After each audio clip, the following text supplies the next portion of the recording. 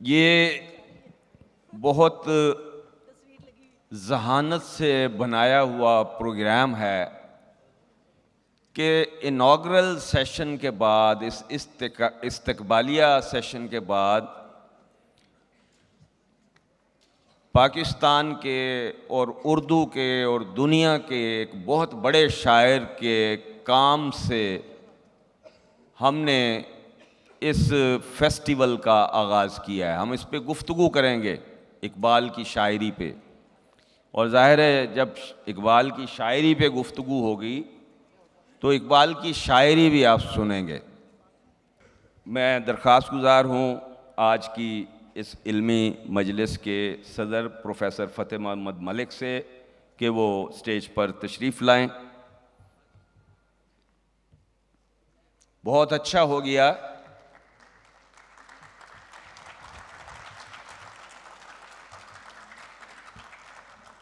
ہم انتظار کر رہے تھے اپنے شرکاء کا،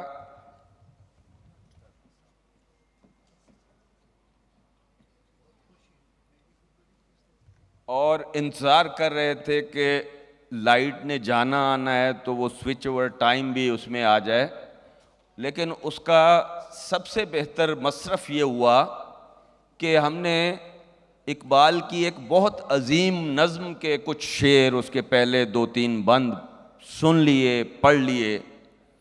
یہ وہ شاعری ہے جو ہمارے دلوں کو کھولتی ہے، یہ وہ شاعری ہے جو ہمارے وجود کو علم آشنا کرتی ہے اور جو ہمیں انسان بننے کی راہ دکھاتی ہے، جو ہمیں بتاتی ہے کہ کیسے ہم اپنے وجود میں پوشیدہ ان قوتوں کو بیدار کر سکتے ہیں جو انسانی وجود کے لیے از بس کے انتہائی ضروری ہیں۔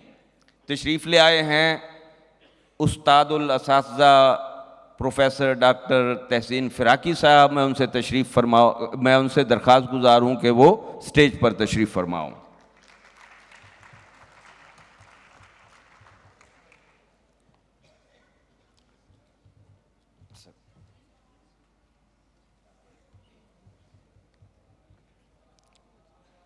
موضوع بہت اہم ہے اور ہمارے آج کی دنیا کو اور ہماری آج کی زندگی کو مخاطب کرتا ہوا موضوع ہے۔ ہم کون ہیں، ہم کیا ہیں، ہم کیسی زندگی گزار رہے ہیں، ہمیں کس دنیا میں رہنے پر مجبور کر دیا گیا ہے، اور ہم اس دنیا کو وہ دنیا کیسے بنا سکتے ہیں جو انسانی دنیا ہے، جو انسانوں کے رہنے کے قابل ہے، جہاں پہ کوئی عالمی طاقت کارپیٹ بومبنگ ہمارے ملک میں نہ کر سکتی ہو، جہاں دہشت گرد تنظیمیں پیدا کرنے والی فیکٹریاں نہ ہوں، جہاں بم دھماکے نہ ہوں، جہاں خون نہ بہتا ہو، جہاں پھول کھلتے ہوں، جہاں ہم آپ امن سے اور محبت سے رہ سکتے ہوں، جہاں ہمیں مذہب کی بنیاد پر اور زبانوں کی بنیاد پر اور صوبوں کی بنیاد پر ایک دوسرے سے نفرت کرنے کی تعلیم نہ دی جاتی ہو۔ ایسا معاشرہ ہم کیسے بنا سکتے ہیں؟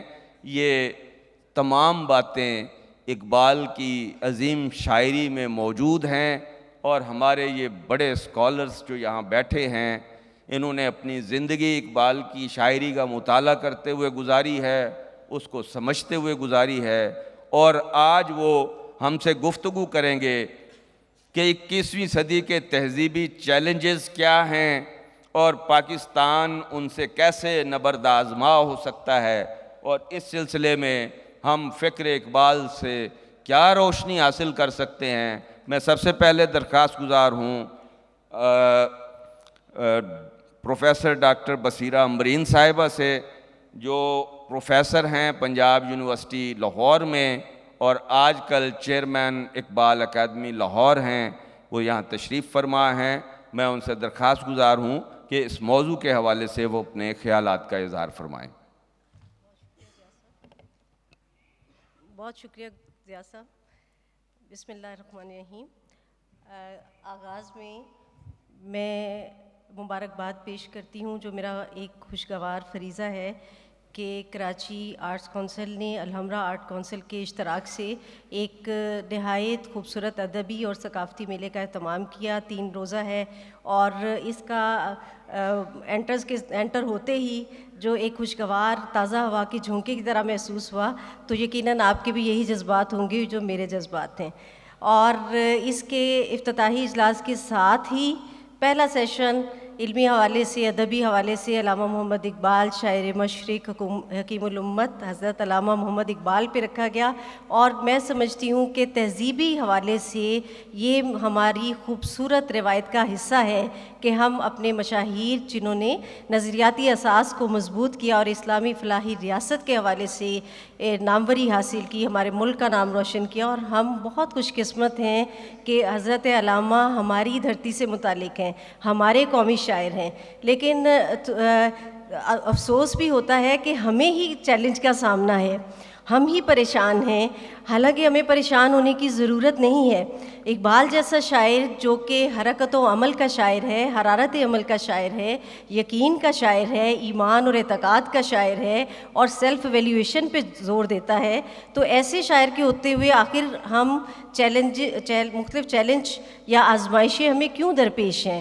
کہیں ایسا تو نہیں کہ ہم نے اس حوالے سے شاعر مشرق کا مطالعہ کرنے کی کوشش نہیں کی، یا کہیں ایسا تو نہیں کہ ہم اس کلام کو بھی ہم نے قرآن پاک کی طرح ایک طرف اٹھا کے رکھ دیا ہے؟ کیا ایسا تو نہیں کہ ہم رہنمائی کے لیے اس کو پیچیدہ بنا رہے ہیں؟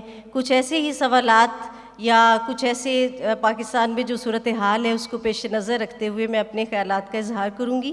میں ممنون ہوں کہ الحمرا نے مجھے یہ موقع دیا اور صدر مجلس پروفیسر فتح محمد ملک صاحب ہمارے لیے ایک خوبصورت ایک قابل قدر اثاثہ ہیں اور ہماری اقبال اکیڈمی کے بھی معزز ممبر ہیں اور مجھے خوشی ہو رہی ہے کہ اس کی صدارت آپ فرما رہے ہیں اور ان کی زیر صدارت مجھے خیالات کے اظہار کا موقع مل رہا ہے. میرے استاد محترم ڈاکٹر تحسین فراقی صاحب یہاں پر موجود ہیں اور محترمہ ناصرہ اقبال صاحبہ جو ہمیشہ اقبال اکیڈمی کے لیے بطور خاص تشریف لاتی ہیں اور ہر مرتبہ یہی کہتی ہیں کہ آپ بچوں کے حوالے سے کچھ کیا کریں. جب آپ بیج تربیت کا بو دیتے ہیں آغاز ہی میں تو پھر آگے مشکل نہیں پڑتی، تو لہٰذا زیادہ سے زیادہ آپ بچوں کی تربیت کے حوالے سے پروگراموں کا انعقاد کریں. تو ہمیشہ حوصلہ افزائی فرماتی ہیں اور بہت شوق سے تشریف لاتی ہیں. ساتھ میں نوال الحق صاحب تشریف فرما ہیں اور اس خوبصورت مجلس میں حاضرین کرام کی طرف دیکھوں تو مجھے بہت سے مجلسی حوالے سے اور ہماری قومی زندگی کے حوالے سے، علم و ادب کے حوالے سے، فنون لطیفہ کے حوالے سے بہت سے خوبصورت چہرے نظر آ رہے ہیں. میں سب کی شکر گزار ہوں کہ آپ یہاں پر اس وقت تشریف فرمائیں. جیسا کہ ڈاکٹر ضیاء الحق صاحب نے ابھی کہا کہ موضوع بہت اچھا ہے کہ 21ویں صدی کے 20 برس سے زیادہ ہم گزار چکے ہیں اور پاکستان کو درپیش چیلنج کیا ہیں. موضوع کو مختصر شاید اسی وجہ سے رکھا گیا کہ اگر اوور آل ملت اسلامیہ کی بات کی جائے، اقبال شاعر ملت اسلامیہ ہے تو شاید ہمیں ایک دقت ہوتی، تو پاکستان کو بالخصوص فوکس کرتے ہوئے اس میں جو رکھا گیا ہے میں اسی حوالے سے اظہار خیال کرنا چاہوں گی. اور اقبال کو خود بھی اس بات کا احساس تھا کہ میں آنے والے دور کا شاعر ہوں، میری شاعری آنے والے دور کے لیے ہے اور اس شاعری کی تفہیم بھی مستقبل کے لوگ کر سکیں گے. بطور خاص نوجوان نسل کی یہ لکھی گئی ہے اور نوجوان نسل ہی اس کو بہتر طور پر سمجھ سکتی ہے. تو خوش قسمتی سے یہاں پر نسل نو بھی بیٹھی ہوئی ہے. جوانوں کو سوزے جگر بخش دے، میرا عشق میری نظر بخش دے، یہ اقبال نے اس حوالے سے اپنے خیالات کا اظہار کیا. اقبال ایک خوبصورت انداز ان کا یہ ہے کہ تعلی کے اسلوب میں اپنے مقام کو خود بھی جانتے ہیں. اقبال نے صرف خودی کا پیغام ہی نہیں دیا بلکہ خودی کے حوالے سے اپنی سیلف ایویلیویشن بھی کی، اور جس میڈیم میں وہ بہت مؤثر طور پر اظہار کر سکتے تھے اس میں انہوں نے اظہار کیا، یعنی شاعری کو انہوں نے وسیلہ بنایا. اور پھر یہ سمجھتے ہیں کہ مفکر ہونے سے زیادہ اگر مجھے شاعر تسلیم کیا جائے یا شاعری کے ناطے میں کوئی خیالات ایسے بیان کر رہا ہوں جس سے تبدیلی کے امکانات پیدا ہو سکتے ہیں تو مجھے زیادہ خوشی ہوگی. کھول کر آنکھیں میرے آئینہ گفتار میں آنے والے دور کی دھندلی سی ایک تصویر دیکھ. یا پھر فرماتے ہیں کہ صفت برق چمکتا ہے میرا فکر بلند کہ بھٹکتے نہ پھریں ظلمت شب میں راہی. تو انہیں خود احساس ہے کہ میں نے کوئی نہ کوئی پیغام دینا ہے یا ملت کو بیدار کرنے کی کاوش کرنی ہے یا اس سے استفادہ کر لو. چنانچہ اسی طرح فرمایا کہ تلاش اس کی فضاؤں میں کر نصیب اپنا، جہان تازہ میری آہ صبح گاہ میں ہے، میرے کدو کو غنیمت سمجھ کہ بادۂ ناب نہ مدرسے میں ہے باقی نہ خانقاہ میں ہے. تو اسی پیغام سے استفادے کی طرف آ رہے ہیں، اور ان کو یہ بھی یقین ہے کہ وفات کے بعد بھی اس کی طرف دیکھا جائے گا. پس از من شیر من خوانندو دریا بندو می گوین جہان را دیگر گوں کرد یک مرد خود آگاہی. تو جو جہان کو دیگر گوں کر رہا ہے تو وہ چیلنج کیا ہیں جو پاکستان کو درپیش ہیں، اور ہم اس جہاں کو دیگر گوں کرنے والی شخصیت سے کیا فیض اٹھا رہے ہیں. تو اس طرف تھوڑا سا نظر دوڑائیں تو میں اجمالاً چند نکات آپ کے سامنے پیش کروں گی. پہلی چیز تو یہ ہے کہ ہم معیشت کے اعتبار سے معیشت ایک ایسا مسئلہ ہے یا معاشی حوالے سے یا اقتصادی حوالے سے جو قومیں کمزور ہو جاتی ہیں ان سے اچھے اخلاق کی توقع رکھنا میرے خیال میں ایک ظلم اور زیادتی ہے بذات خود. معیشت کے مسئلے کو اقبال نے بھی خود محسوس کر لیا تھا. چنانچہ آپ دیکھیں گے یا ہم رہنمائی لے سکتے ہیں کہ 1904 میں ان کی کتاب علم الاقتصاد سامنے آئی، اور بطور خاص قومی زندگی کے مسائل کو وہ دیکھتے ہیں، اور اس میں جاپان کی مثال دیتے ہوئے یہ اس طرف اشارہ بھی کرتے ہیں کہ آخر ہم تعلیم کی طرف ہی سب کو لے کر جا رہے ہیں، ہم فنون کی طرف متوجہ کیوں نہیں ہو رہے، ہم معاش کا مسئلہ کیوں حل نہیں کر رہے، ہم سرمایہ دارانہ نظام کے اس جال کو کیوں نہیں سمجھ پا رہے کہ غریب سے غریب تر ہوتا چلا جائے گا اور امیر سے امیر تر ہوتا چلا جائے گا. لہٰذا معیشت کے مسئلے کو انہوں نے بہت زیادہ اہمیت دی. اس کے بعد 1910 میں دا مسلم کمیونٹی، یا جس کا ترجمہ بھی کیا گیا کہ ملت بیضا پر ایک عمرانی نظر، اس میں بھی عمرانیات کے موضوع کو انہوں نے موضوع بنایا، کو اپنے پیش نظر رکھا، اور اس میں بھی وہ یہی کہتے ہیں کہ تجارت یا معیشت کو مضبوط کرنے والے ہمیں اقدامات کی طرف آنا چاہیے، قرض کی لعنت سے چھٹکارا حاصل کرنا چاہیے. تو اس طرف بھی وہ آتے ہیں. بعد میں ہم دیکھتے ہیں کہ یہ سلسلہ آگے بھی بڑھتا ہے، اور اقبال نے آخری جو اس میں حوالہ ہمیں 1930 کے خطبہ الہ آباد میں بھی اس طرف اشارہ ہے. اس کے بعد 1937 میں قائد اعظم محمد علی جناح کے نام جب وہ خط لکھتے ہیں تو اس خط میں بھی اشارہ دیتے ہیں کہ مسلمان اس مسئلے پر بہت زیادہ پریشان ہیں کہ معیشت کا مسئلہ کیسے حل ہوگا، اور مسلمانوں کے اندر ایک بے چینی سی آ گئی ہے کہ ہم سرمایہ دارانہ نظام کے ہاتھوں کٹ پتلی بن کر رہ گئے ہیں اور غریب سے غریب تر ہوتے چلے جا رہے ہیں. مسلم نوجوان اس غریبی کے اسیر دکھائی دے رہے ہیں، یہ اس کا مفہوم میں بیان کر رہی ہوں. تو معیشت کو وہ بہت اہمیت دے رہے ہیں. کیا ہم نے کبھی سوچا کہ اس وقت پاکستان کے کیا حالات ہیں اور ہم معیشت کے حوالے سے اقبال کے جو نکات ہیں ان کو پیش نظر رکھ رہے ہیں؟ کیا ایسا نہیں ہو سکتا کہ علم معاشیات کے اعلیٰ ذہن بیٹھ کر، ذہن ہندی کی اقبال نے تعریف کی ہے، ہمارے پاس اذہان موجود ہیں، کیا ایسا نہیں ہو سکتا کہ علم معاشیات کے ماہرین بیٹھیں اور کچھ سلوشن تیار کریں کہ غریب کو غریب تر ہونے سے کیسے بچایا جا سکتا ہے، یا عوامی سطح پر ہم کیا کردار ہمارے نوجوان کیا کردار ادا کر سکتے ہیں؟ اس حوالے سے ہمیں سوچنا چاہیے. خضر رام اقبال نے کہا کہ مکر کی چالوں سے بازی لے گیا سرمایہ دار، انتہائی سادگی سے کھا گیا مزدور مات، اٹھ کے اب بزم جہاں کا اور ہی انداز ہے، مشرق و مغرب میں تیرے دور کا آغاز ہے. تو اس دور کا آغاز کرنے کے لیے، اٹھانے کے لیے بھی کچھ کرنا پڑتا ہے. لہٰذا میرا خیال ہے کہ ہمیں اس حوالے سے یہ وہ ایسا چیلنج ہے جو اس وقت ہمیں درپیش ہے. دوسرا جو بڑا چیلنج پاکستان کو پیش ہے وہ ہماری اخلاقی اخلاقیات سے عبارت ہے۔ ہم اخلاقی طور پر بہت نچلی سطح پر آ گئے ہیں۔ اخلاقیات کے پیمانے یا تربیت کے وہ اصول جو ہماری جڑوں میں رکھے گئے ہیں، یہ جو ہمارے دین کی بنیاد بھی ہیں، اور جو یہ سکھاتے ہیں کہ آدمیت احترام آدمی، باخبر شو از مقام آدمی، وہ بھی ہم فراموش کر بیٹھے ہیں۔ اور اخلاقیات کی تعلیم میں کسی قسم کا سرمایہ نہیں لگتا، ہم اچھی باتیں کرنا بھول گئے ہیں، اور یہ اچھی باتیں ان کا خزانہ ہمیں کلام اقبال سے ملتا ہے، ہم وہاں سے استفادہ کر سکتے ہیں۔ تو اخلاقی حوالے سے میں سمجھتی ہوں کہ کلام اقبال ایک بنیاد فراہم کرتا ہے۔ یہاں ہمیں خودداری کے، قناعت کے، شجاعت کے، صداقت کے، اور بلند حوصلگی کے، اور دل کی آزادی کے، دل کی آزادی شہنشاہی، شکم سامان موت، فیصلہ تیرا تیرے ہاتھوں میں ہے، دل یا شکم۔ تو ایسے شاعر سے ہم کیوں رہنمائی نہیں لے رہے؟ ہمیں اس کی طرف متوجہ ہونا چاہیے۔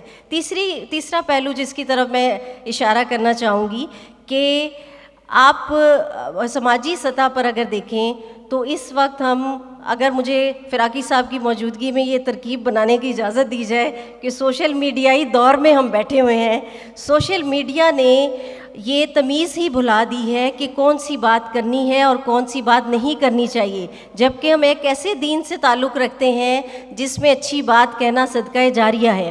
ہم کیچڑ اچھالنے کی طرف جا رہے ہیں، اور معیار زندگی جو ہے وہ بہت نیچے چلا جا رہا ہے۔ اور اس حوالے سے اگر اقبال کے ہاں ہم دیکھیں تو اقبال نے جتنی خوبصورت باتیں کی ہیں اور جتنے وہ اچھے خیالات کا اظہار کرتے ہیں، ان کو ہم فراموش نہیں کر سکتے۔ ہم کیسے یہ سمجھتے ہیں کہ شخصیت کی بڑائی کیا ہے اور شخصیت کو گراوٹ کس طرف آ جاتی ہے، کیسے آ جاتی ہے؟ تو یہ کہنے کا سلیقہ جو ہے اقبال ہمیں سکھاتا ہے، شخصیت کی اخلاقی خوبیوں کی طرف اقبال ہمیں لے کر جاتے ہیں۔ اقبال تو یہ کہتے ہیں کہ وصل کے اسباب پیدا ہوں تیری تحریر سے، ایسی تحریر لکھ کے تو دلوں کو ملائے۔ وصل کے اسباب پیدا ہوں تیری تحریر سے، دیکھ کوئی دل نہ دکھ جائے تیری تقریر سے۔ تو دلوں کو دکھانے کی بات نہیں کرتے، یا پھر یہ کہتے ہیں کہ آئے تہے پا گوہر شبنم تو نہ ٹوٹے، کہ شبنم کے گوہر کو بھی وہ توڑنا نہیں چاہتے، اتنی حساسیت سے زندگی کو دیکھ رہے ہیں۔ اور آزادی جو ہے اس کے معنی کو وہ ہمیں سمجھاتے ہوئے دکھائی دے رہے ہیں۔ یہ بے مہار آزادی جو سوشل میڈیا فراہم کر رہا ہے، یہ کم عقلی جو پھیلائی جا رہی ہے، اس میں بھی ہمیں کلام اقبال سے معاونت لینی چاہیے کہ کون سی بات کرنی چاہیے، کیسے بات کرنی چاہیے، اس کے اصول کیا ہوتے ہیں۔ ہم نے شاید آزادی کا مفہوم یہ لے لیا کہ بندگی میں گھٹ کے رہ جاتی ہے ایک جوئے کا ماب، اور آزادی میں بہرے بے کراں ہے زندگی۔ ہم نے اس آزادی کو کچھ اور ہی معنی دے دیے، یہ بہرے بے کراں کسی اور آزادی کے لیے کہا گیا ہے، ہم تو دوسری آزادی کی طرف چل پڑے اور یہ بھول گئے کہ ہو فکر اگر خام تو آزادی افکار، انسان کو حیوان بنانے کا طریقہ۔ کیا اقبال کا یہ پیغام ہم نے اپنے بچوں کو بتایا کہ اس چیلنج سے ہمیں کیسے نکلنا ہے، ہمیں کتنی آزادی ملنی چاہیے، اظہار کی کتنی نہیں ملنی چاہیے، کون سی بات کرنی چاہیے، کون سی نہیں؟ تو اخلاقی تربیت کے حوالے سے چیلنج کا سامنا ہمیں کلام اقبال کی روشنی میں احسن طور پر ہم اس سے نبرد آزما ہو سکتے ہیں۔ ایک دو پوائنٹ اور میں کہوں گی کہ بنیادی حقوق کی فراہمی آج کا پاکستان کا بہت بڑا سوال ہے کہ بنیادی حقوق ہمیں فراہم نہیں کیے جا رہے۔ ہر کوئی چلا رہا ہے، بچے الگ، طالب علم الگ، استاد الگ، خواتین خاص طور پر، کہ ہمارے حقوق جو ہے وہ پائمال کیے جا رہے ہیں۔ تو ان حقوق کو حاصل کرنے کے لیے کیا ہم اپنے مشاہیر، بالخصوص اس وقت چونکہ علامہ اقبال زیر موضوع ہیں، زیر بحث ہیں، تو کیا ہم نے کبھی ان کے افکار کو جاننے کی کوشش کی؟ اقبال خواتین کے حوالے سے جو انہوں نے مدراس میں انجمن خواتین کے اسپاس نامے کے جواب میں جو تقریر کہی، جس میں اقبال یہ کہتے ہیں کہ ان رائٹس کو حاصل کریں جو آپ کو اسلام نے دے رکھے ہیں، قرآن نے دے رکھے ہیں، اور آپ رواجی قوانین میں ان کو دیکھ رہی ہیں، ان قوانین کو آپ اپنے بھائیوں، باپوں اور شوہروں سے کہہ کر حاصل کیوں نہیں کرتی؟ اگر ان قوانین کا آپ کو معلوم نہیں ہے تو اس میں اسلام کا قصور نہیں ہے، اس میں آپ کا قصور ہے۔ تو یہ کتنی خوبصورت بات ہے جو ہمیں کلام اقبال سے، افکار اقبال سے ملتی ہوئی دکھائی دیتی ہے۔ تو قوانین کے حوالے سے اقبال کے کلام بنیادی حقوق کے ضمن میں بھی ہمیں ہر طبقہ زیست کے حوالے سے یہاں پر اشارات مل جاتے ہیں۔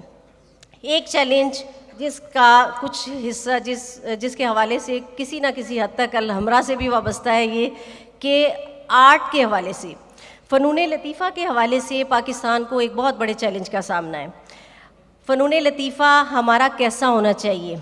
اس وقت پاکستان کو کس قسم کے آرٹ کی ضرورت ہے، کس قسم کے نغمے کی ضرورت ہے، کس قسم کی مصوری کی ضرورت ہے، کیسے فن تعمیر کی ضرورت ہے، اور کس قسم کی شاعری کی ضرورت ہے، اور کس قسم کی گائیکی کی ضرورت ہے۔ اقبال نے فنون لطیفہ کو خاص طور پر اپنا موضوع بنایا۔ ان کے ہاں جلال کا جو پہلو ہے، جمال کے ساتھ ساتھ، کہ جب تک فنون لطیفہ جمالی پہلو کے ساتھ ساتھ جلال یعنی حرکت و حرارت کے پیغام کو نہیں دیتے، اس وقت تک قوم میں حرارت پیدا نہیں ہو سکتی۔ اگر قوم سوئی ہوئی ہے اور فنون لطیفہ بھی وہی جذبات پیدا کر رہا ہے تو پھر قوم جو ہے وہ بیدار نہیں ہو سکتی۔ قوم کے اندر جذبات اعلیٰ جو ہیں، اعلیٰ قسم کے جذبات جو ہیں وہ نمایاں نہیں کیے جا سکتے، ان کے اندر حوصلے کا پیغام نہیں دیا جا سکتا۔ اقبال نے اس کو خاص طور پر اہمیت دی۔ سرود حلال اور سرود حرام کی ترکیبیں انہوں نے بتائیں کہ جی کون سا نغمہ حلال ہے جو امت کو اٹھائے، جو نوجوانوں کو اٹھائے، ان کے اندر خودی اور خودداری اور قناعت کے جذبات پیدا کرے، اور اس پر وہ مستقل اظہار کرتے ہیں۔ میرے خیال میں ہمارے فنون لطیفہ سے وابستہ لوگ جو ہیں انہیں اس چیلنج کو سمجھنا چاہیے۔ ہم نے کیسے ایک حرکی قسم کا معاشرہ تشکیل دینا ہے، اس حوالے سے کلام اقبال سے رہنمائی لینی چاہیے۔ بہت شکریہ ڈاکٹر صاحبہ۔ ایک دو شعر مجھے پڑھنے کی اجازت دیں پلیز کہ فنون لطیفہ کے حوالے سے جو لوگ مختلف یہ ملکہ رکھتے ہیں اور یہ صلاحیت رکھتے ہیں، ان کے حوالے سے اقبال کہتے تو وہ نغمے کے حوالے سے ہیں، لیکن آپ کسی بھی فن کو پر اس کو رکھ سکتے ہیں۔ آیا کہاں سے نالائے نے میں سرور میں، کبھی سوچا ہے کہ نالائے نے میں سرور میں کہاں سے آتا ہے، تاثیر کہاں سے پیدا ہوتی ہے؟ اصل اس کی نئے نواز کا دل ہے کہ چوبے نئے، وہ لکڑی جو ہے نئے کی اس میں سے ہے کہ وہ دل سے آواز نکلتی ہے۔ اصل اس کی نئے نواز کا دل ہے کہ چوبے نئے، دل کیا ہے اس کی مستی و قوت کہاں سے ہے؟ سوچو اس پر، دل کیا ہے اس کی مستی و قوت کہاں سے ہے؟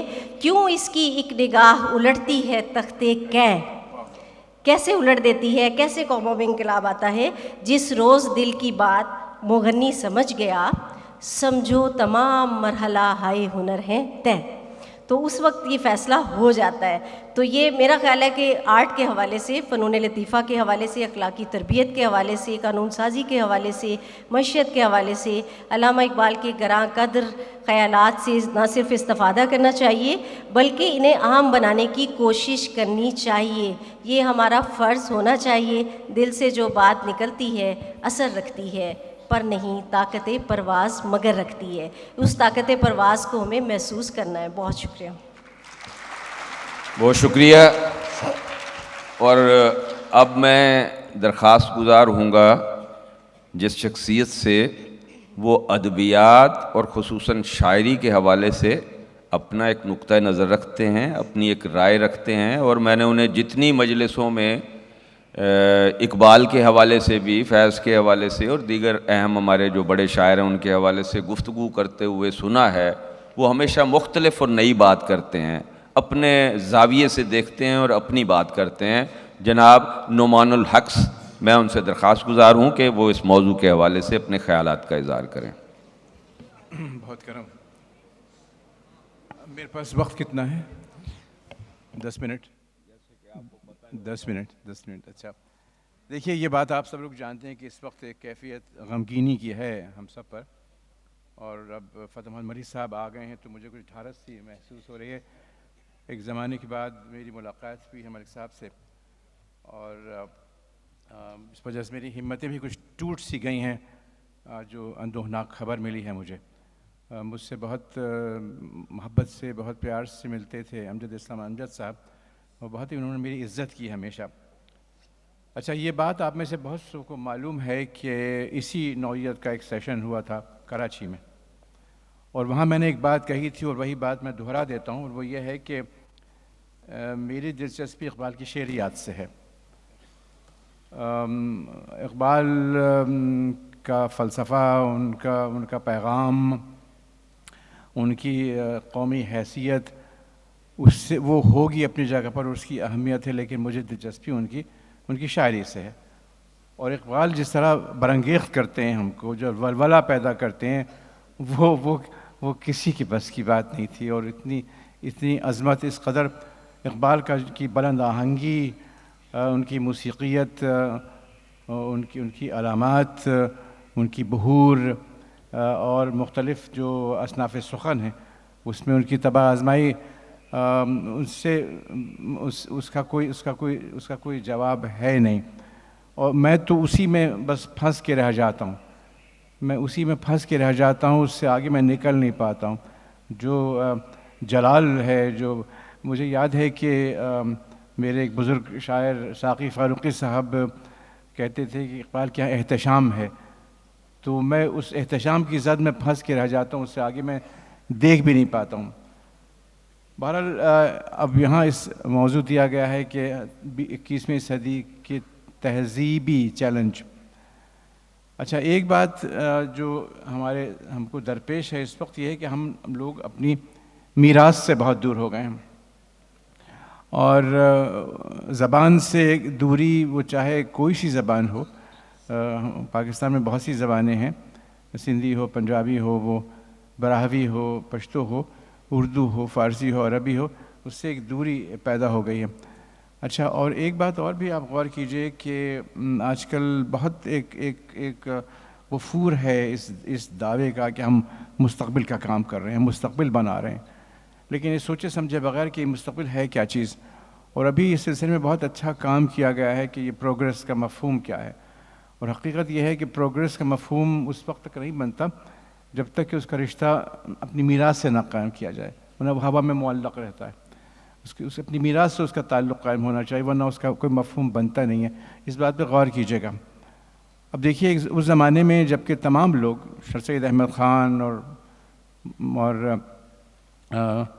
محمد حسین آزاد، تمام لوگ بات کر رہے تھے مستقبل کی، اس وقت ان کا یہ کہنا اپنی پہلی ہی نظم میں، اب وہ زمانی اعتبار سے پہلی ہے نہیں وہ الگ مسئلہ ہے، لیکن بانگ درا کی پہلی نظم ہے وہ، اس میں انہوں نے کہا کہ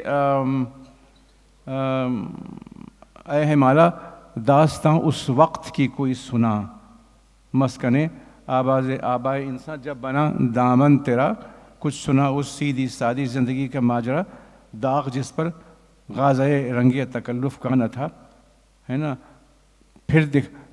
دکھا دے تصور، پھر وہ صبح و شام تو دوڑ پیچھے کی طرف اے گردش ایام تو، دوڑ پیچھے کی طرف ہے گردش ایام تو اپنی میراث سے ایک رشتہ قائم کرنے کی ایک طلب، اس کا اظہار اس شدت کے ساتھ اقبال کے اس ماحول میں جہاں سر سید کا طوطی بول رہا تھا، اور سر سید سے خاصی ہمدردی بھی تھی علامہ اقبال کو، لیکن اس سے بڑھ کر جس میں زیادہ اثر انگیزی ہے اور جس میں زیادہ زور ہے، جو نظم زیادہ بلند آہنگ ہے، ان کی نظم ذوق و شوق. یہ میراث کی بات ہے نا. میں کہ میری غزل میں ہے آتش رفتہ کا سراغ، میں کہ میری غزل میں ہے آتش رفتہ کا سراغ، میری تمام سرگزشت کھوئے ہوں کی جستجو، باد صبا کی موت سے نشو و نمائے خار و خس، میرے نفس کی موت سے نشو و نمائے آرزو. اچھا، تو یہ میراث سے جو تعلق ہے یہ ہمارا بالکل ٹوٹ گیا ہے، اور اس کی وجہ سے ہم لوگ معلق ہو گئے ہیں. کہتی ہیں نا وہ عائشہ جلال کے پاکستانیز cannot explain themselves، ہم ہیں کہاں جا رہے ہیں، ہماری منزل کیا ہے، ہم اپنے آپ کو پہچان ہی نہیں پا رہے ہیں. اور اس کا ایک سبب یہ بھی ہے کہ میراث سے بالکل ہم لوگ کٹ کے رہ گئے. کوئی ماضی کے بارے میں جو کچھ کہہ دے کوئی اس کو روکنے والا نہیں.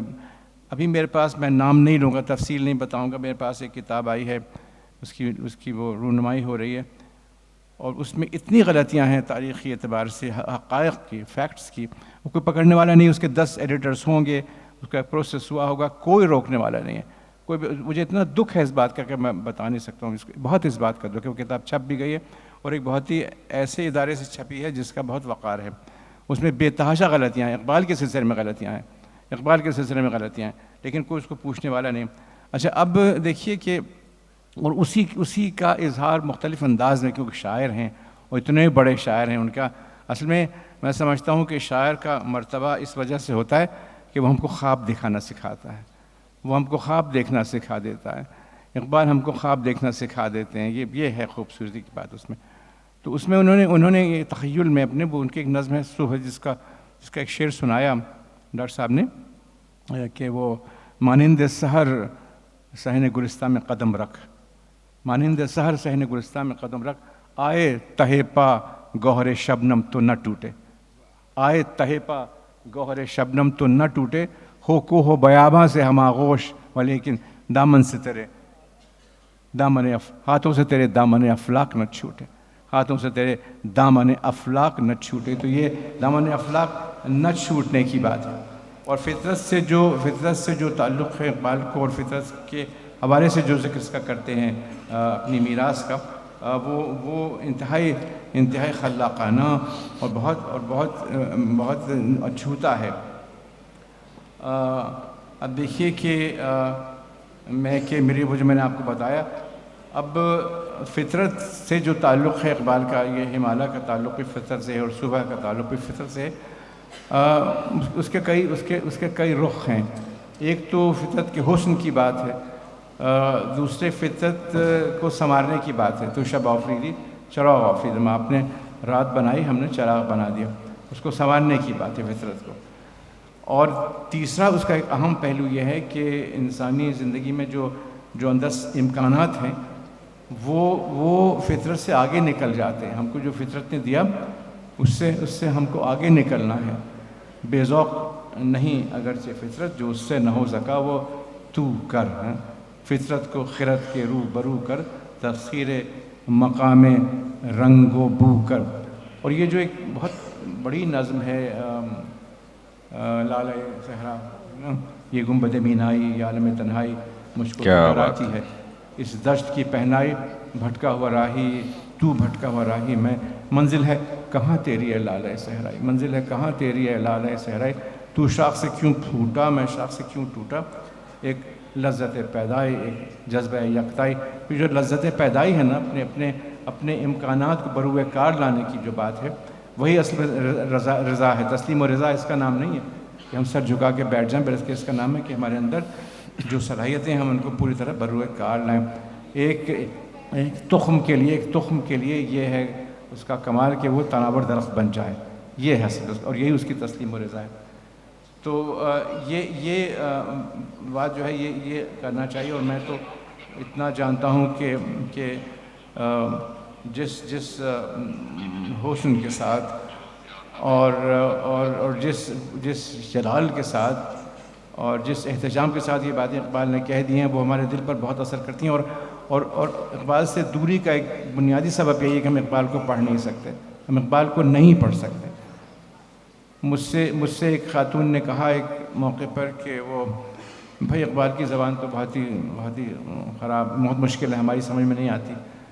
تو میں نے کہا کہ مجھے یہ بتائیے کہ پروانہ تجھ سے شمع کرتا ہے پیار کیوں، یہ جانے بے قرار ہے تجھ پر نثار کیوں، اس میں کیا مشکل ہے، اس میں کیا مشکل آپ کو نظر آتی؟ کہنے کہ ہے یہ اقبال کا ہے، میرے شعر میں کہا جی اقبال کا ہی۔ تو لوگ بالکل پڑھتے نہیں ہیں اور اس سے واقفیت کم ہوتی چلی جا رہی ہے۔ اور اگر پڑھیں اور اس کو شاعر سمجھ کے پڑھیں، سمجھتا ہوں کہ پتہ نہیں مجھے اس پہ ڈانٹ پڑے گی ملک صاحب کی یعنی، لیکن یہ زیادہ اقبال شاعر زیادہ اہم ہے اقبال مفکر کے مقابلے میں۔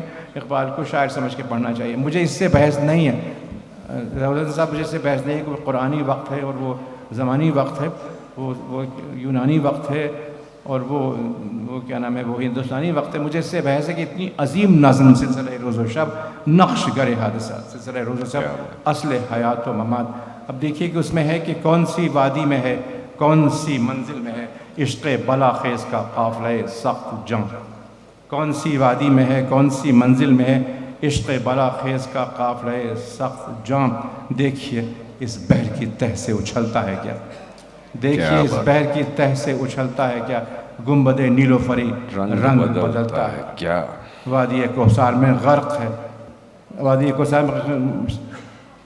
میں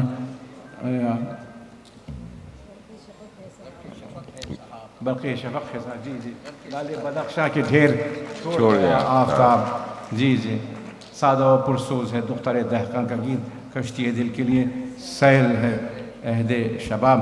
تو یہ کوئی کہہ کے تو دکھائے مجھے، یہ کہہ کے تو مجھے دکھائے. اور پھر دیکھیے کہ میں جب بہت چھوٹا تھا، اور چونکہ میرا تعلق بہت ہی ذاتی نوعیت کا اقبال سے، میرا تعلق بہت ہی ذاتی نوعیت کا اقبال سے، اور جب لوگ اقبال کو برا بھلا کہتے ہیں اور ایک فیشن بھی بن گیا ہے کہ اقبال پر نکتہ چینی کی جائے، ان کی تحقیر کی جائے، اور اس وجہ سے، اور وہی لوگ تحقیر کرتے ہیں جنہوں نے اقبال کو پڑھا نہیں ہے، وہ لوگ تحقیر کرتے ہیں.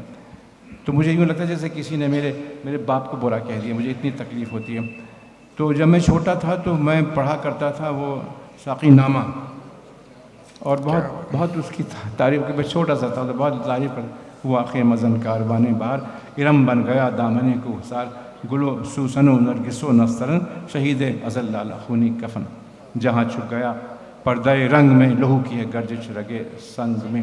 اچھا، اب اس میں ایک چیز اور بھی میں عرض کر دوں آپ سے، بس یہ فنی گفتگو کرنے کا موقع ہے نہیں، کہ اس کی بہر ذرا سی تقریباً وہی ہے جو حال ہی کی ہے، وہ نبیوں میں رحمت لقب پانے والا، مرادیں غریبوں کی برلانے والا. لیکن اگر اس کی میں تختی کروں، اور یہ میں صرف آپ کی تفریح تباہ کے لیے کروں، اس کو سمجھنے کی ضرورت جننا آپ کو نہیں ہے. وہ یہ کہ میں اگر کروں تختی، اس کی بہت مشہور بہر ہے یہ فعولون فعولون فعولون فعولون. تو اقبال کا کمال یہ ہے کہ انہوں نے اس کو فعولون فعولون فعولون فعول کر دیا. تو اس میں ایک جھٹک پیدا ہوئی نا، ایک رکاوٹ آگے ہوا کہ مزن کاروان بہار، ارم بن گیا دامن کو حسار، قبائل ہوں ملت کی وحدت میں گم، یہ ہوں نام افغانیوں کا بن. تو یہ بات ہے. تو میری گزارش، میری ہدایت نوجوانوں کو یہ ہے کہ اقبال کو پڑھیں، جا کے بانگی درا اٹھائیں، اس کو پڑھیں. وہ کوئی ایسی مشکل چیز نہیں، اور مشکل چیز اگر ہے تو بھی کیا ہے، اس کے لیے اگر تھوڑی سی کوشش کر لی جائے تو اس میں کوئی مذائقہ نہیں. شیکسپیئر بھی تو مشکل ہے. بہت شکریہ سر. جی. اور آپ ایک بات اور عرض کر دوں، ایک بات اور جلدی سے میں عرض کر دوں کہ اقبال، چونکہ اقبال میں صلاحیت ہے کہ وہ ولولہ پیدا کرتے ہیں نا، تو اس وجہ سے ان کا بہت استحصال کیا گیا، وہ جیسے کہ ہوتا ہے نا کہ میرا خدا کسی کو گورا رنگ نہ دے، سارا جگ جو ہے پیچھے لگ جاتا ہے. تو وہ جو یعنی خادم حسین رضوی سے لے کر کے ہمارے تمام بلکہ احتشام حسین صاحب نے تو یہاں تک کہہ دیا کہ اگرچہ وہ کمیونسٹ پارٹی کے ممبر نہیں تھے لیکن ان کے ہم سفر ضرور تھے، ان کو کمیونسٹ بھی بنایا گیا. تو اس کی وجہ سے ہوا ہے کہ الجھ کے رہ گئی ان کی حیثیت کی دہیں کہانی. تو اقبال کو پڑھنے کی ضرورت ہے. بہت شکریہ. اور آپ نے دیکھا کہ اقبال کو جس مختلف نظر سے یہ دیکھتے ہیں، یہ ایک دوسرا نقطۂ نظر تھا. اور تیسرے نقطۂ نظر کے لیے ہم جائیں گے استاد محترم پروفیسر ڈاکٹر تحسین فراقی صاحب کے پاس. عالم آدمی ہیں اور فارسی، اردو، انگریزی ادبیات پر گہری نظر رکھتے ہیں، اور وہ یقیناً درجنوں کانفرنسوں میں شرکت کر چکے ہیں. انہیں پتہ ہے کہ طویل بات کو 10 منٹ میں کیسے وائنڈ اپ کیا جاتا ہے. میں ان سے درخواست گزار ہوں کہ وہ اس موضوع پہ اپنے خیالات کا اظہار کریں.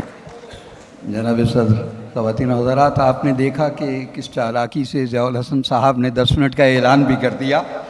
تو 10 منٹ میں میں کیا کہوں گا، لیکن بہرحال کوشش کروں گا، اور اگر نہ کہہ سکا تو نعمان الحق صاحب کی طرح کوئی 2 منٹ میں بھی اور مزید لے لوں گا، لیکن کوشش یہی کروں گا. جی بہت شکریہ، جی بہت شکریہ، بہت شکریہ. خواتین و حضرات، سب سے پہلے تو میں پاکستان لٹریری فیسٹیول کے جو بھی کارپردازان ہیں، سید احمد شاہ، باقی دوست، ان کا ممنون ہوں. لاہور میں یہ ایک واقعتاً بڑی کانفرنس ہے جس کا غالباً پہلا سیشن ہو چکا ہے اور بھی دوسرا سیشن. اقبال، میں کبھی کبھی اقبال کے بارے میں ایک اور طرح سے سوچتا ہوں. میں کہتا ہوں کہ شعراء تو بہت ہیں ہمارے یہاں، بڑے بڑے شعراء ہیں. کلاسیکی شعراء میں میر جیسا شاعر ہے، غالب جیسا شاعر ہے. اچھا، اور اس سے پہلے دیکھ لیجئے میر کے معاصر سودا ہیں، قائم چاند پوری ہے، کتنے ہی شاعر ہیں. اقبال کا رنگ سب سے الگ ہے، سب سے منفرد ہے، اور سب سے انوکھا ہے، اور میں یہ محسوس کرتا ہوں کہ بساط عالم پر اقبال کا ظہور جو ہے یہ ایک خاص طرح کا فیض ربانی اور عطیہ الہی ہے۔ اور اگر وہ یہ کہتے ہیں کہ ایک ولولہ تازہ دیا میں نے دلوں کو، لاہور سے تا خاک بخارا و سمرقند، تو یہ کوئی نہ اس میں مبالغہ ہے نہ اس میں کوئی تعلی ہے۔ حقیقت یہ ہے کہ فکر کا ایک نامختتم خزانہ ہے جو اقبال کے یہاں ہمیں ملتا ہے، اور یہ خزانہ کبھی ختم نہیں ہوگا۔ اور میں یہ محسوس کرتا ہوں کہ اقبال ہمارے اردو کے اور فارسی کے وہ ممتاز ترین شاعر ہیں جن کے ساتھ ایک عمر نہیں، بہت سی عمریں اگر اللہ عطا کر دے گزاری جا سکتی ہیں۔ یہ واحد امتیاز میں سمجھتا ہوں بہت بڑے شاعر کا ہوتا ہے، اور اقبال کو یہ امتیاز نصیب ہے، اور ہم خوش قسمت ہیں کہ اس سرزمین میں اقبال جیسا شخص جو ہے وہ عطیہ ہوا۔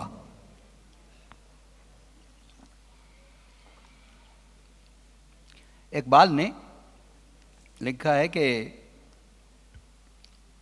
فکر ما آہو سرے فتراق بست، کو ہنوز از نیستی بیرون نجست۔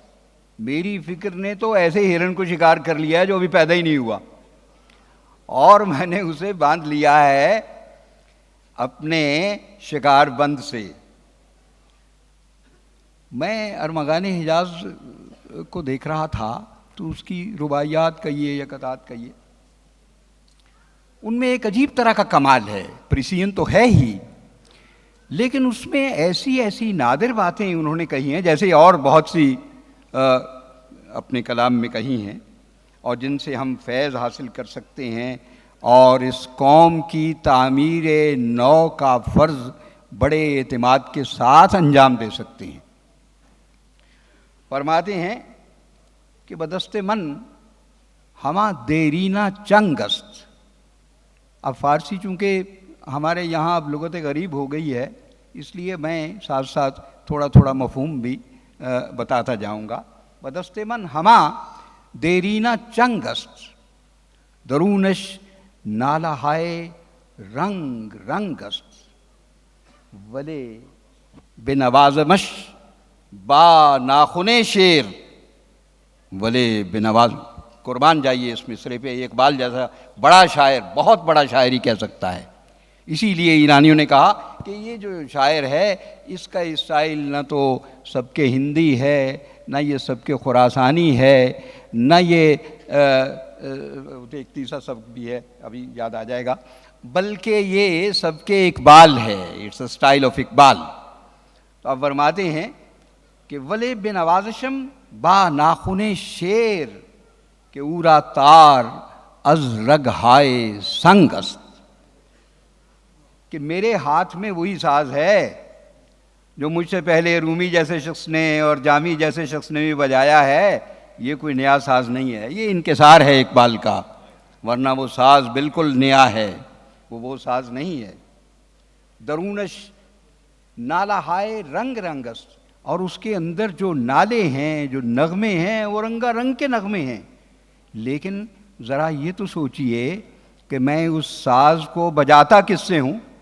آپ کو معلوم ہے وہ تار والا جو بھی ساز ہوتا ہے جس میں تاروں کو چھیڑا جاتا ہے، اس کے لیے ایک لفظ ہے مضراب۔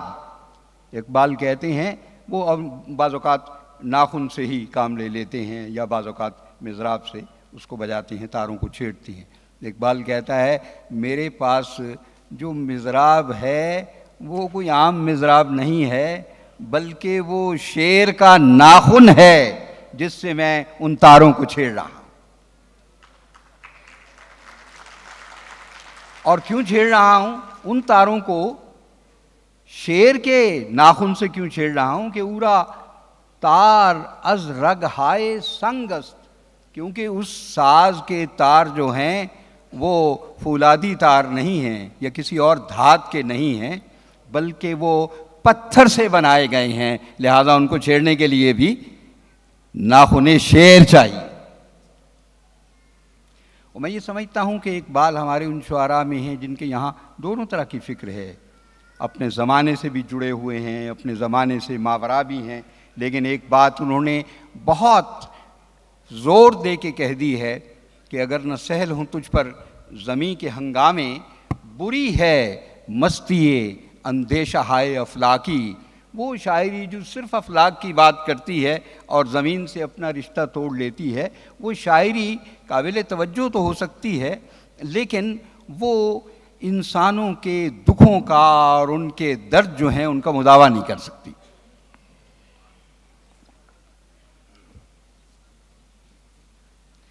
چنانچہ اقبال اتنے تازہ کار ہیں کہ وہ تو جہان بھی نیا بنانا چاہتے ہیں۔ جہان تازہ کی افکار تازہ سے ہے نمود، کہ سنگ و خشت سے ہوتے نہیں جہاں پیدا۔ اور پھر ایک جگہ کہتے ہیں کہ وہی جہاں ہے تیرا جس کو تو کرے پیدا، وہی جہاں ہے تیرا جس کو تو کرے پیدا، یہ سنگ و خشت نہیں جو تیری نگاہ میں ہے۔ اور یہی بات فارسی میں بھی کہی، گفتند جہان ما آیا بہ تمہیں سازت۔ کارکنان قضا و قدر نے مجھ سے پوچھا کہ یہ جہان، اللہ نے پوچھا جی یہ جہان جو میں نے بنایا ہے تمہیں پسند آیا؟ کیا اس نے موافقت کی، تیرے ساتھ سازگاری کی؟ اقبال نے کہا نہیں کی۔ تو خدا کیا کہتا ہے؟ اب عجیب و غریب بات کہی، گفتن جہان ما آیا ہوا تمہیں سازت، گفتم کہ نمی سازت۔ میں نے کہا میرے ساتھ موافقت نہیں کرتا یہ جہان۔ گفتند کے برہم زن، ایسے جہان کو ریزہ ریزہ کر دے اور ایک نیا جہان پیدا کر، جس جہان کی اپنی اقدار ہوں، جن میں ترقی ہو، جس میں ارتقاء ہو، جس میں محبت نوع انسانی ہو، جس میں اخلاص ہو، جس میں رواداری ہو۔ اور یہ ساری ہی باتیں وہ ہیں جس کی اس وقت پاکستان کو تو ضرورت ہے ہی، میں یہ سمجھتا ہوں پوری دنیا کو ضرورت ہے۔ اس وقت پوری دنیا میں ظہر الفساد فی البر والبحر، خشکی اور تری دونوں میں فساد کی ایسی صورتحال پیدا ہو چکی ہے کہ اس میں اقبال کی فکر جو ہے وہ ایک قندیل کا کام دے سکتی ہے، ایک شمع کا کام دے سکتی ہے، ایک روشن ایسی یعنی سمجھ لیجئے آرٹیفیکٹ کا کام دے سکتی ہے، جس سے معاشرے کی اور پوری دنیا کی تاریکیاں دور کی جا سکتی ہیں۔ یہی وجہ ہے کہ اقبال کو صرف پاکستان کا شاعر یا بر عظیم کا شاعر یا کہہ لیجئے کہ ملت اسلامیہ کا شاعر نہیں کہا جا سکتا، وہ پوری دنیا کا شاعر ہے۔ اسی لیے ولیم مور ڈگلس نے ایک موقع پہ کہا تھا، امریکی ہے، وہ کہتا ہے کہ دو Iqbal was the son of Pakistan, we of America also claim him, ہم امریکی بھی کلیم کرتے ہیں۔ مجھے یاد آیا کہ جیسے جوش صاحب نے امام حسین کے بارے میں کہا تھا کہ کیا ہے جی، ہر شخص پکارے گا ہمارے حسین، انسان کو بیدار تو ہو لینے دو، ہر قوم پکارے گی ہمارے ہیں حسین۔ اب اقبال نے 1909 میں ایک مضمون لکھا، مجھے اندیشہ یہ ہے کہ میں کہیں بہت پھیلاؤ میں نہ چلا جاؤں، اس لیے آپ اطمینان رکھیے، میں کوشش کروں گا کہ جلد اسے نپٹا دوں۔ 1909 میں علامہ نے ایک مضمون لکھا، Islam as an ethical and political idea.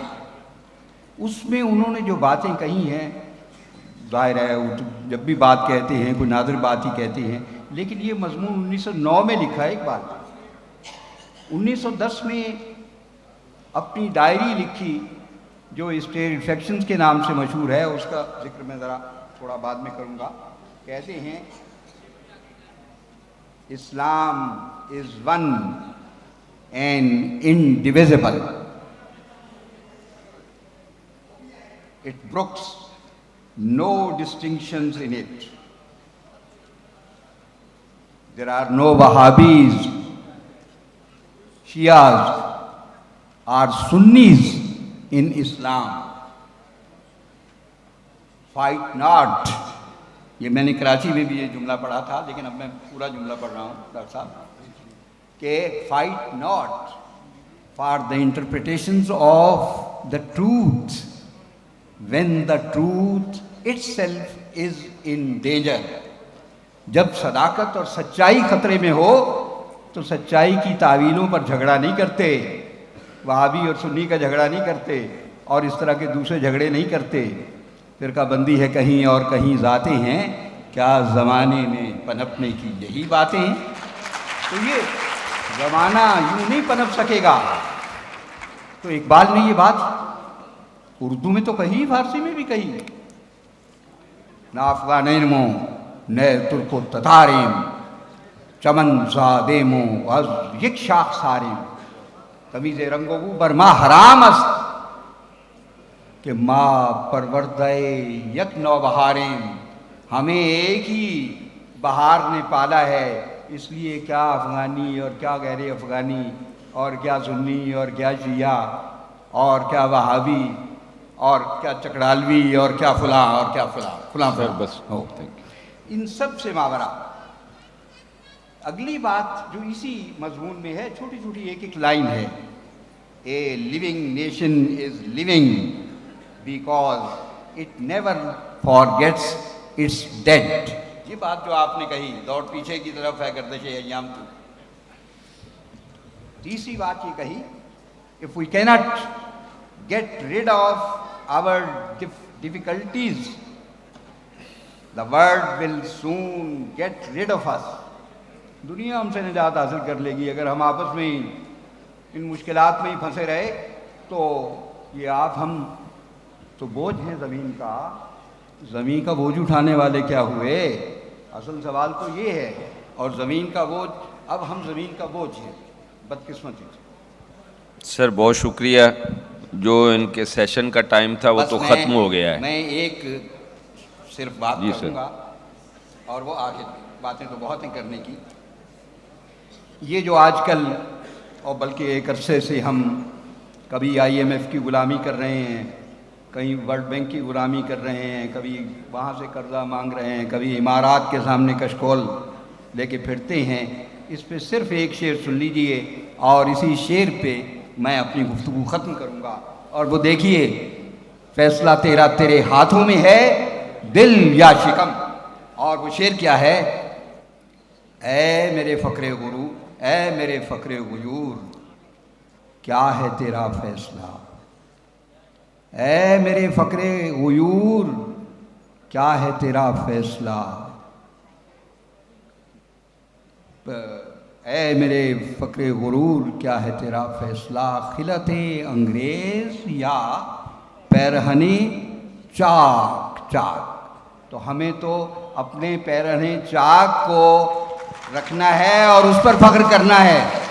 انگریز کی غلامی نہیں کرنی, نہ کسی امریکی کی غلامی کرنی ہے, نہ اس سے بھیک مانگنی ہے, بلکہ اپنے پاؤں پہ کھڑا ہونا ہے اور اپنی ہستی سے عیاں شعلہ سینائی کر.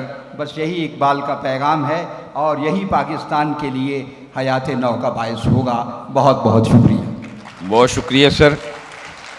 ہمیں معلوم ہے ہم کئی دن تک آپ اقبال پہ مسلسل گفتگو کر سکتے ہیں. اقبال آپ کے وجود کا حصہ ہے, ہمارے بھی وجود کا حصہ ہے. بہت افسوس کہ زیادہ وقت ہوتا ہم آپ کی باتیں اور زیادہ ہم آپ سے درخواست کرتے کہ اور گفتگو کیجئے. تو لیکن چونکہ اب وہ وقت ہے کہ سیشن کا وقت ختم ہو چکا ہے, ان کے اگلے سیشن کا ٹائم شروع ہو گیا ہے. تو میں درخواست گزار ہوں خانوادہ اقبال سے تشریف لائی ہیں جسٹس ریٹائرڈ ناصرہ اقبال صاحبہ سے, کہ وہ کچھ برکت کے لیے عنایت فرمائیں چند جملے. بسم اللہ الرحمن الرحیم. نحمدہ و نصلی علی رسول الکریم. آپ نے درست فرمایا, میں تو صرف برکت کی خاطر ہی چاہتا ہوں. بہت مہربانی. میرا خانوادہ اقبال سے بالکل ایک بالواسطہ سا رشتہ, کوئی ڈائریکٹ رشتہ تو ہے ہی نہیں. مگر جس بات پہ میں سمجھتی ہوں کہ آغاز بھی ہونا چاہیے اور اختتام بھی, آج کی جو مجلس ہے اس کا جو ہے یہاں پہ موضوع وہ ہے کہ اقبال کے یہاں پاکستان اور فکر اقبال 21ویں صدی کے تہذیبی چیلنج. تو تہذیب تو ہمارے پاس سے ہی نہیں گزری آج کل. تہذیب کا لفظ استعمال ہو رہا ہے تو کہاں؟ تو پہلے تو میں سمجھتی ہوں کہ اقبال ہوتے تو وہ سوچتے کاش میں اس رات جاگتا ہی رہتا جس دن میں نے خواب دیکھا تھا پاکستان کا، تو نہ خواب دیکھتا. میں سمجھتی ہوں اس قسم کی بات کرنا جو ہے وہ بھی مناسب نہیں ہے، کیونکہ جو جواب ہے ہمارے لیے جو اقبال نے ہی میں سمجھتی ہوں کہ ہمیں سامنے دکھایا ہے، اشارہ وہ ہے جو سلوگن ہے آج کی کانفرنس کا، وہ ہے youth is the only way forward. یہ زیادہ تر دیکھیے ہمارے یہاں نوجوان ہیں، 64% ہماری آبادی بھی نوجوانوں کی ہے. اور اقبال نے بھی فرمایا ہے جوانوں کو پیروں کا استاد کر، خرد کو غلامی سے آزاد کر. تو ہماری جو خرد ہے نا وہ تو ہے ہی غلامی. اور غلامی کیا ہے؟ ذوق حسن زیبائی سے محرومی. جسے زیبا کہیں آزاد بندے، ہے وہی زیبا. تو اب میں سب سے پہلے تو شکریہ ادا کرنا چاہتی ہوں محمد احمد شاہ صاحب کا کہ وہ کراچی سے تشریف لائے اور وہاں انہوں نے بہت خوبصورت اردو کانفرنس کا انعقاد کیا. میں نے آتے ہی زلفی صاحب سے گزارش کی کہ بتائیے شہر ثقافت لاہور ہے، یونیسکو نے ہمیں شہر ثقافت کا اعلان کیا ہے، لیکن ثقافت جو ہے وہ تو کراچی میں نے دیکھا ہے کہ کیسے وہ نمایاں ہوئی اس کانفرنس میں. آپ بھی کچھ ایسی کانفرنس کیجئے. لیکن یہ میں سمجھتی ہوں سہرا جو ہے وہ ہمارے محمد احمد شاہ کے سر ہے کہ وہ کراچی سے بنفس نفیس تشریف لائے اور انہوں نے اس 3 روزہ کانفرنس کا انعقاد کیا. ہمیں تو شرم بھی دلائی انہوں نے کہ ہم اس قابل بھی نہیں کہ ہم اس قسم کی محفل جو ہے اس کا انعقاد کر سکیں. ایک بات تو یہ بہت خوشی کی ہے. دوسری طرف جو مجھے آج صبح اتنا صدمہ ہوا جس وقت پتہ لگا کہ گزر گئے ہیں امجد اسلام امجد، وہ تو لاہور کے ایک ستون تھے شاعری کے اور ڈرامہ نویسی کے اور ناولسٹ تھے، اور ان کے جانے سے میں سمجھتی ہوں کہ بہت بڑی خلا پیدا ہو گئی ہے لاہور میں.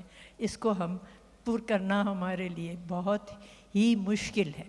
لیکن بس میں یہی پیغام دینا چاہتی ہوں، بات بھی تھوڑی کرنا چاہتی ہوں کہ جو علامہ نے فرمایا سرمایہ داری کا دور آیا ہوا ہمارے اوپر چھایا ہوا، لیکن فرماتے ہیں گیا دور سرمایہ داری گیا، تماشا دکھا کر مداری گیا. بجھی عشق کی آگ اندھیر ہے، مسلمان نہیں راکھ کا ڈھیر ہے.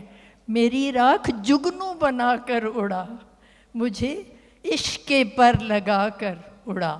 تو بات یہ ہے کہ ان کا پیغام جو ہمیں ہے آج کل کہ تہذیب ہم نے کیسے اپنی دوبارہ زندہ کرنی ہے، وہ یہی ہے کہ عشق جو ہے، جو کام کرے اس کو ہم عشق سے کریں، کیونکہ عشق خدا کا کلام، عشق خدا کا رسول. ہاں بالکل. تو ہر پہلو میں انہوں نے عشق کی ہی بات کی ہوئی ہے، اور اسی عشق کو اگر ہم سب اپنے اندر سمیٹ لیں اور جو کام ہم کریں پاکستان کی خاطر کریں اور یہ سمجھیں کہ یہ ہمارا پاکستان ہے، اس کو آگے لے کر ہم نے ہی چلنا ہے، تو پھر انشاءاللہ کوئی ہمیں رستے میں رکاوٹ نہیں سکتی. غلامیاں ہم IMF کی کریں یا انگریزوں کی کریں یا کس کی کریں، تو اقبال تو فرماتے ہیں تو اے مولائے یسرب آپ میری چارہ سازی کر، میری دانش ہے افرنگی، میرا ایمان ہے زناری. تو یہی ہمیں یاد رکھنا ہے. مجھے تو سب سے بڑی شرمندگی یہ ہوتی ہے کہ اس طرح کی محفل میں آتے ہیں، یہ اردو کی کانفرنس ہے، انگریزی بولی جا رہی ہے. جی یہاں کون ہے انگریز؟ سننے والے اور کہنے والے.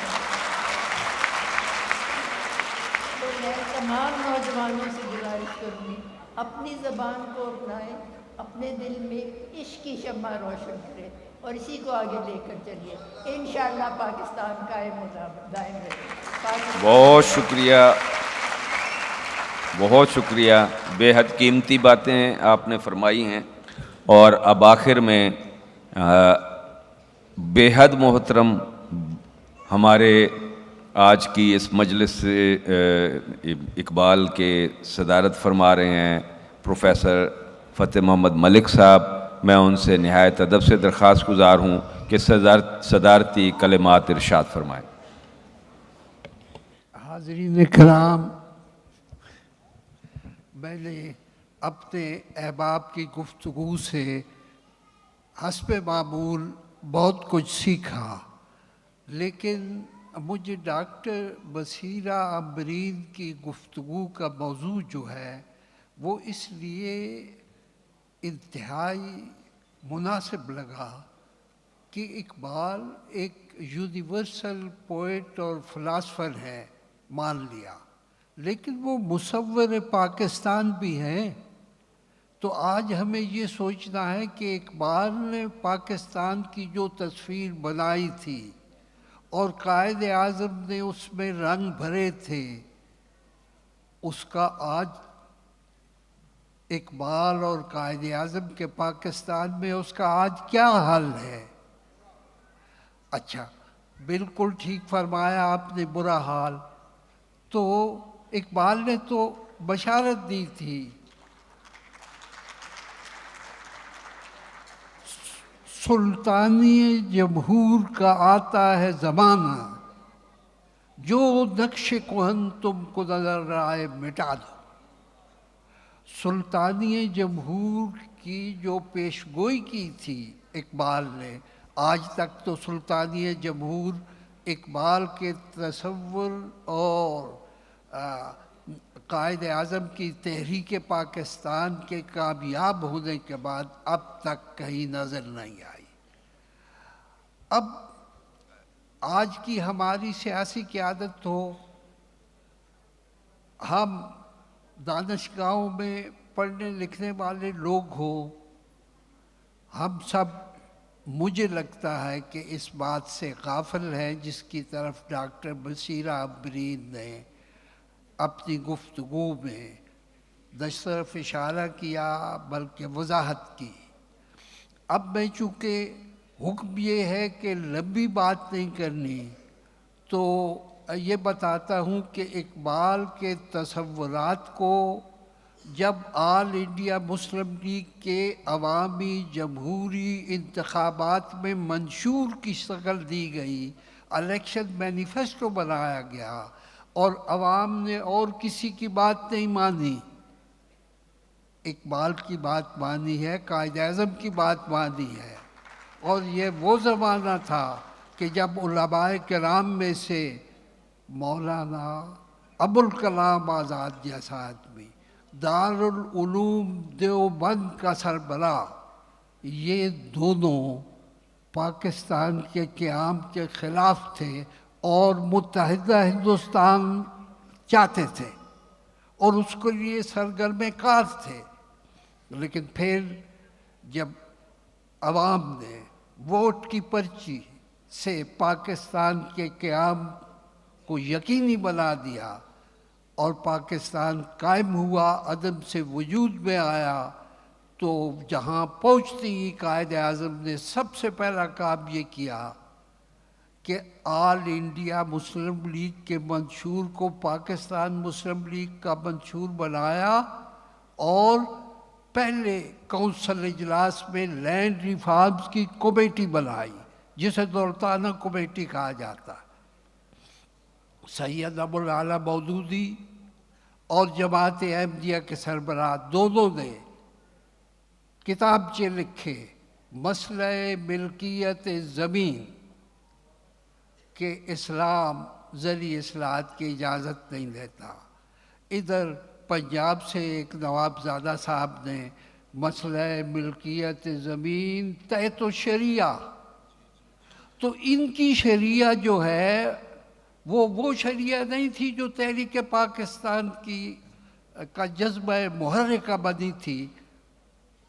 اگرچہ انتظار کیا گیا 30 سے 40 تک 10 سال کے ٹرائل اینڈ ایرر کے بعد بالآخر قائد اعظم نے سوچا کہ اقبال کا دکھایا ہوا راستہ ٹھیک ہے. عوام کے پاس گئے.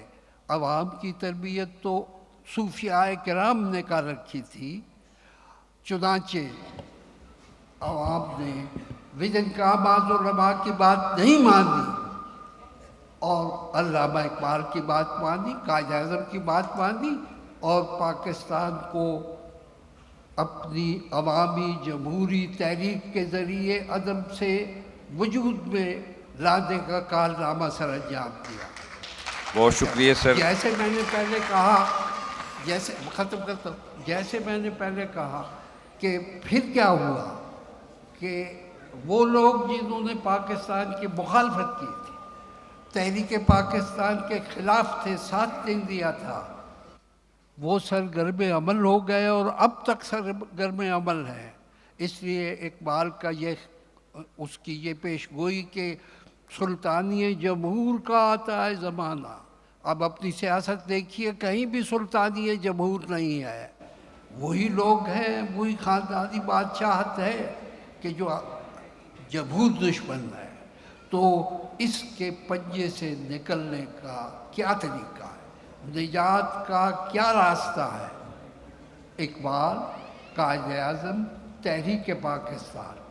اب چونکہ لوگ کہتے ہیں بھئی کچھ لکھا نہیں گیا، یہ نہیں گیا، تو ایک بات کی طرف میں اشارہ کر کے آپ کو نجات دیتا ہوں کہ وہ ایک پولیٹیکل مینیفیسٹو تھا نا، تو 46 کی آل انڈیا مسلم لیگ کی جو اسٹرگل ہے ڈیموکریٹک، اس کا منشور تھا، اور ایک سے زیادہ تھے کیونکہ وہ پورے ہندوستان میں تھا، بنگال میں اور دوسری جگہ اور، تو وہ منشور موجود ہے، لیکن نہ ہم یونیورسٹیوں میں انہیں زیر بحث لاتے ہیں، نہ ہم اپنی اسمبلیوں میں زیر بحث لاتے ہیں، کیونکہ وہی لوگ ہیں کہ جو اقبال نے کہا تھا نا، سلطانی جمہور کا آتا ہے زمانہ، جو نقش کہن تم کو نظر آئے مٹا دو، نقش کہن تو مٹائے نہیں گئے۔ اب اقبال کے صرف 2 شعر پیش کر کے تو میں آپ کے حکم کے مطابق چپ سادھ لیتا ہوں۔ ایک شعر ہے کہ دہقاں ہے کسی قبر کا اگلا ہوا مردہ، واہ واہ بوسیدہ کفن اس کا ابھی زیر زمین ہے۔ واہ واہ واہ 75 سال بعد بھی زیر زمین ہے۔ اب مزدور کا دست دولت آفری کو مزد یوں ملتی رہی، اہل ثروت جیسے دیتے ہیں غریبوں کو زکوٰۃ۔ تو اس نظام کو کیسے مٹایا جائے، اس نظام سے نجات کیسے، کہ آل انڈیا مسلم لیگ کے منشور اٹھائیں اور نواب زادہ نصر اللہ خان تحت و شریعہ جاگیرداری کا جواز پیش کرتے ہیں، مودودی صاحب بھی مسئلہ ملکیت زمین احمدیت کے رہنما بھی مسئلہ ملکیت زمین بھی وہ کہتے ہیں کہ نہیں، جاگیرداری کو نہیں چھیڑ سکتے، جاگیرداری رہے گی۔ تو انہیں بسط ادب و احترام کہیں کہ آپ کی اور کتابیں ہم پڑھیں گے، بہت اچھی اچھی کتابیں انہوں نے لکھی ہے، میں نے خود ان سے فائدہ اٹھایا ہے، لیکن یہ جو آپ کی سیاست ہے یہ ہمارے کام کی نہیں ہے، اس لیے کہ ہمیں بانیان پاکستان اور آل انڈیا مسلم لیگ کی عوامی قوت نے جو خواب دیے کہ پاکستان وجود میں آئے گا، یہ خواب عملی زندگی میں بروئے کار آئیں گے۔ ہمیں آج وہی عہد کرنا ہے کہ ہم آل انڈیا مسلم لیگ کا منشور لیں گے اور ہاتھ میں، اور دیکھیں گے کہ کیا اصلاحات، کیا ریفارم کا ان کا ایجنڈا ہے، اور رہ کے خیال آتا ہے آپ سے 2 منٹ کا۔ بہت شکریہ سر، بے حد نوازش۔ اقبال کی ایک چھوٹی سی نظم ہے، یہ علماء کہتے ہیں نا زمین تو جاگیردار کی ہے، وہ ہے الارض للہ، اللہ کی ہے زمین، پالتا ہے بیج کو مٹی کی تاریکی میں کون دریاؤں کی موجوں سے اٹھاتا ہے سہاں، خاک سے کس کی ہے، کس کا ہے یہ نور آفتاب؟ سوال در سوال 10-12 شعر، آخر میں کیا ہے؟ دے خدایا یہ زمین تیری نہیں، تیری نہیں، تیرے آبا کی نہیں، تیری نہیں، میری نہیں، یہ اللہ کی زمین ہے۔ اور اللہ کا جتنا بندہ جتنے خطہ زمین پہ اللہ کی عبادت سمجھ کے کاشت کرتا ہے، اس میں کسی اور کا حق نہیں ہے، وہ سارا کا سارا کاشت کا جو آتا ہے اسے۔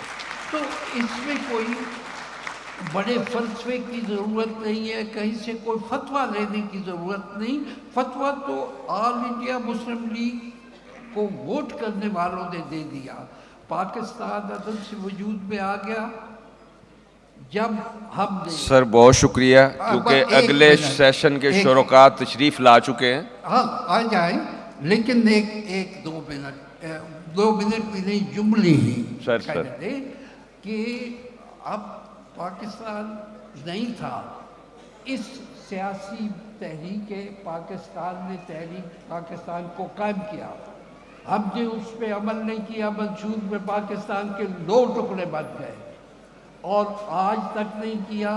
ہمارے سیاستدانوں کو بالکل خیال نہیں کہ ہم ادھر جائیں، ایک ہی خیال ہے کہ کشکول چھپا کے پہلے لے جاتے تھے، اب کھلا بکھلا لے رہے ہیں۔ تو یہ ہمارے لیڈر نہیں ہیں۔ طریقہ نجات کا یہ ہے کہ اقبال اور قائد اعظم کی تصورات کو پاکستان میں عملی جامہ پہنا ہے۔ بہت بہت شکریہ آپ کا۔ بہت شکریہ سر۔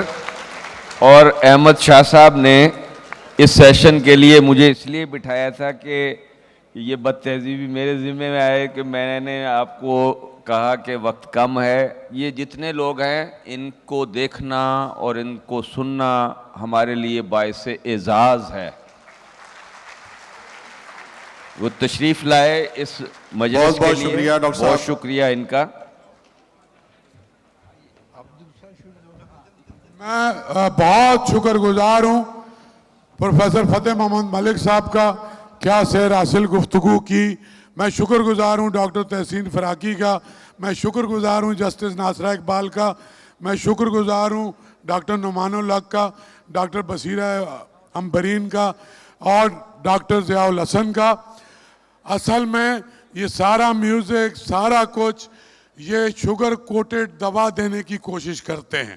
یہ ایسا شاندار اقبال اور تصور پاکستان پہ جو سیشن ہوا ہے، بھرپور تالیاں ہمارے پینل کے لیے، اور نوجوان جو اتنی بڑی تعداد میں ہیں اقبال کو سن رہے ہیں، قائد اعظم کا پیغام لے کے جا رہے ہیں۔ مقصد ہی یہی ہے، وہ جو اقبال نے کہا ہے نا، محبت مجھے ان جوانوں سے ہے ستاروں پہ جو ڈالتے ہیں کمن، تو تمہیں ستاروں پہ کمن ڈالنی ہے، اور یہ رہنما ہیں تمہارے۔